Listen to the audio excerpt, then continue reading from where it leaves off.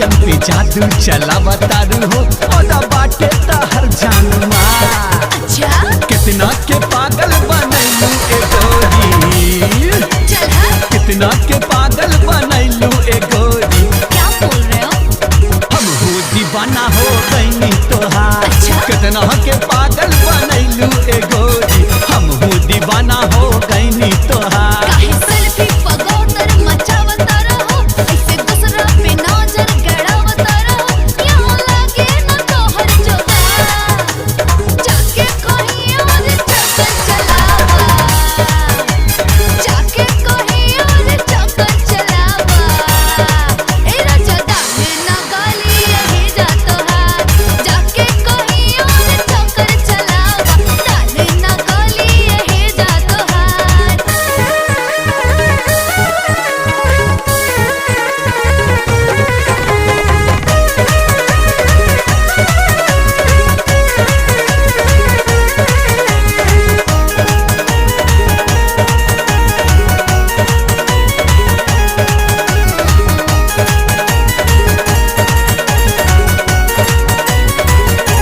ऐसे ना हमसे करा छेड़खानी, पागल बना दिहल तोहरो जवानी, तोहरो जवानी, तोहरो जवानी।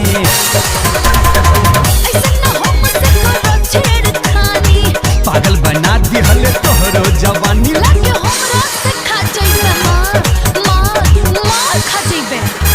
तहर प्यार में घायल ए गोरी, हम हो दीवाना हो गईनी तोहार, हम हो दीवाना हो गईनी तोहार।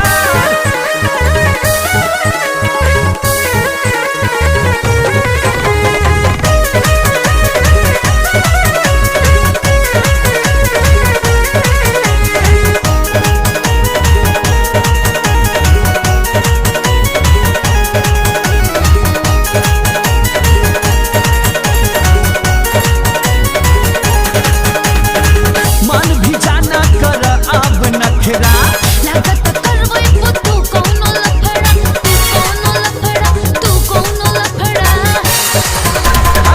मन भी जाना कर अब नखरा।